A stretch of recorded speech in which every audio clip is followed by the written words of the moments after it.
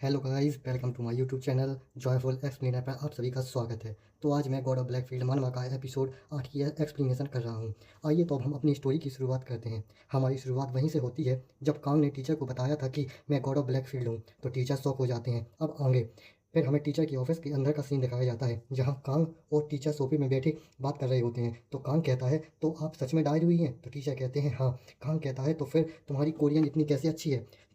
तो टीचर कहते हैं, वो ऐसे है कि जब कैप्टन यानी आप निपट चुके थे तो उसके कुछ टाइम बाद मैं भी निपट गया था, और जब मेरी आँख खुली तो मैंने खुद को किसी और की बॉडी में और किसी और की बीवी के पास कोरिया में, और मैं एकदम अच्छे से कोरियन बोल पा रहा था। तभी कांग कहता है, हाँ मैं समझ सकता हूँ, मतलब इसके बारे में तुम्हें भी कोई जानकारी नहीं है। फिर कांग अपना हाथ आगे बढ़ाकर कहता है कि चलो छोड़ो ये बात, तुम्हारे पास सिगरेट है क्या? फिर टीचर कहते हैं, हम टीचर ऑफिस में हैं, स्मोक नहीं कर सकते। तभी कांग गुस्से में टीचर की तरफ देख कर कहता है, क्या कहा? वे टीचर डर जाते हैं, थोड़े से डरते हुए कहते हैं कि सर। तभी कांग अपना हाथ बढ़ा के कहता है कि चल देना यार। तो टीचर कहते हैं, नो मीन नो, बिल्कुल नहीं, चाहे तुम मुझे गर्म तेल पे फ्राई ही क्यों ना कर दो, मैं तुम्हें सिगरेट नहीं दे सकता। ये तो गलत है, जो गलत है तो गलत है। कभी भी टीचर अपने स्टूडेंट को कभी भी सिगरेट पीने को नहीं कह सकता, इसके बिल्कुल ये बिल्कुल गलत है। तो कांग कहता है, क्या तुम मुझे सच में एक हाई स्कूल के जैसे ही ट्रीट करने वाले हो? तभी टीचर मुंह बना के कहते हैं, कुछ भी हो, तुम दिमाग से चाहे कितने ही बड़े हो, लेकिन तुम बॉडी से तो एक हाई स्कूल ही हो, तो मैं तुम्हें बिल्कुल भी सिगरेट पीने के लिए नहीं दे सकता। तभी कांग गुस्से में मुंह बना के फ्लोर पे पैर पटकते हुए कहता है, ठीक है, अब मैं नहीं करूंगा स्मोक कभी। तभी कांग और टीचर के एक दूसरे को देखते हैं और स्माइल करते हैं। तभी कांग सोचता है, अच्छा तो टीचर ही टाइरो हैं, और इसका भी इनकारनेशन लगभग मेरे ही इनकारनेशन के टाइम पे ही हुआ था। तभी कांग टीचर से कहता है कि जब मैं हॉस्पिटल में था तो तुम तो अपनी बीवी के साथ मजे ले रहे होगे अच्छे से। तो टीचर भी एकदम खुश होकर कहते हैं, हाँ मैंने तो बहुत मजे लिए, ये हॉस्पिटल में डले रहने से तो बहुत अच्छा था। तभी कांग गुस्से में चिल्लाता है, कराते हैं कि साले धीरे बोलो। तभी टीचर उसको चुप कराते हैं और कहते हैं, धीरे बोलो, गाली नहीं देने का, यहाँ कोई सुन लेगा तो क्या सोचेगा कि एक हाई स्कूलर टीचर को गाली दे रहा है। तभी कांग कहता है, चल रहने दे। तभी टीचर कहते हैं, कांग से तुम क्यों फालतू के लफड़ों में लड़ाई झगड़े में पड़ रहे हो? अब तुम रिइंकार्नेटेड हो गए हो तो अच्छे से स्कूल जाओ और पढ़ो। कांग तो कांग कहता है, क्या चाहते हो कि वो लोग आएं और मुझे मारें और मैं कुछ भी ना करूं? तुम्हें क्या लगता है कि क्या मुझे बच्चों से झगड़ा करना अच्छा लगता है, मजा आता है? वैसे भी मेरा कोई इरादा नहीं है स्कूल में आने का, क्योंकि मैं जल्द ही वापस फ्रांस जाने वाला हूँ। तो टीचर शॉक होकर कहते हैं कि तुम पागल हो गए हो क्या, जो तुम वापस उसी हेल में उसी जगह जाना चाहते हो जिससे तुम इतनी मुश्किल से निकले हो? तो कांग भी सीरियस सा फेस बना के कहता है कि हमारी स्क्वाड में कोई धोखेबाज था, अगर मैं उसको ढूंढ के नहीं पकड़ूंगा तो अपने जो स्क्वाड मरी है उसका मरना भी फिजूल होगा। तभी वो दोनों एक दूसरे को देखते हैं और फिर टीचर कुछ सोचते हैं और कहते हैं कि अगर ऐसी बात है तो हम लोग इन छुट्टियों में साथ में चलेंगे। तभी कांग कहता है टीचर से, डूड हम लोग वहाँ पिकनिक के लिए नहीं जा रहे हैं। तो टीचर कहते हैं, अरे यार मैं भी उतना ही सीरियस हूँ जितना तुम हो। तो कांग कहता है, तुम रहने दो, तुम यहीं रुको और अपनी टीचर वाली शांति भरी लाइफ जियो। उन बदमाश बच्चों पर नजर रखो कि वो लोग दोबारा मुझे परेशान करने या लड़ने नहीं आए। तभी टीचर कहते हैं, वैसे मैंने अपनी पूरी तैयारी कर ली है उन सभी से एक साथ निपटने के लिए। तो कांग टोंट मारते हुए टीचर से कहता है कि क्या रीइंकार्नेशन के बाद तुम इतने डरपोक हो गए हो कि तुम्हें उन कमजोर से बच्चों के खिलाफ भी तैयारी करनी पड़ रही है? तभी टीचर भी गुस्से में कि मैं उन बच्चों से निपटने के लिए तैयारी नहीं, तुम्हें उन लोगों से फाइट करके कुछ अजीब नहीं?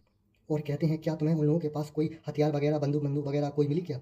कांग सोचता है, फिर कहता है, नहीं ऐसा ऐसा तो कुछ नहीं था, उनके पास ना कोई बंदूक थी ना कोई हथियार था। तो टीचर कहते हैं, कांग कोरिया में ही जन्म लिया है कि और कहीं? कोरिया में कोई भी बच्चे छोटी मोटी फाइट में कोई भी लोहे लकड़ी के बैट्स यूज़ नहीं करता। तो कांग सोचते हुए कहता है, अच्छा तो सच में ऐसा है? तो टीचर भी सोचते हैं, क्या अजीब इंसान है ये कैप्टन।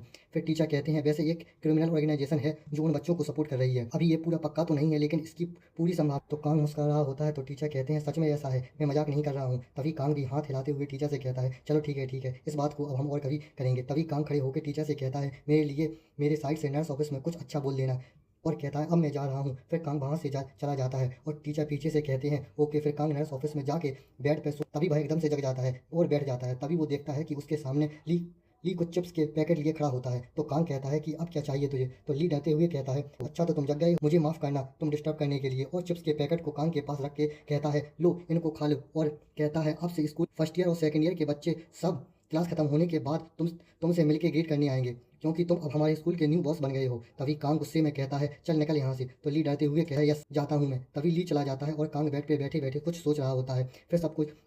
फिर छुट्टी के टाइम कांग सीढ़ियों से उतरता तो बच्चे उसे देखकर सब डर रहे होते हैं। वह बालकनी में वह हॉलवे में निकल रहा होता है तो वहाँ भी तभी कांग की क्लास के पास अपनी स्नो व्हाइट कांग का बैग लेके पास जाती है और कांग को क्यूट से वे में देख के कहती है, कांग। और कांग कुछ सोचते हुए उसको देखता है तो किम कांग के पास जाके कहती है कि लो ये तुम्हारा बैग है, और कहती है कि तभी पीछे से वो पीले बालों वाली लड़की उसको बुलाती है और कहती है, हे कांग। और किम दोनों पीछे देखते हैं तो वो गुंडी लड़की पीले वाले वाली लड़की दोस्तों के साथ एटीट्यूड में खड़ी होती है और कहती है कांग चल मेरे साथ, तुझसे कुछ लोगों को बात करनी है। आते ही रह जाती है, उसको बुलाते ही अभी वो लोग चलते स्कूल गेट के पास आ जाते हैं। तभी किम कहती है कि लगता है कि युनसेल, उस लड़की का नाम युनसेल है, तुम्हें टारगेट कर रही है। अरे भाई वो पीले वाली लड़की का नाम युनसेल है। कांग कहता है कौन? तो किम कहती है अरे भाई, कहती है तुम केयरफुल रहना, उस लड़की की बहुत बुरी अफवाहें हैं स्कूल में, पूरे स्कूल में, कि वो कहीं भी किसी के साथ भी सो जाती है।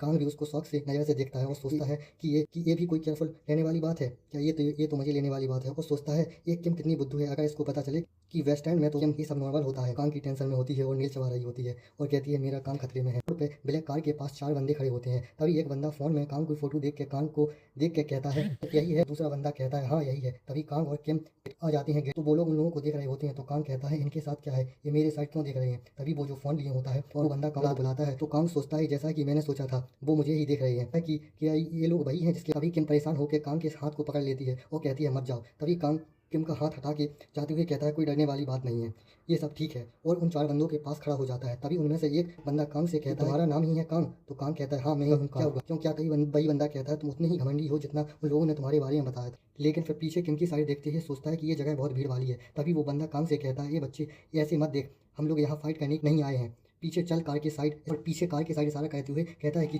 तभी कांग फुल एटीट्यूड में कहता है कि क्या बात करनी है।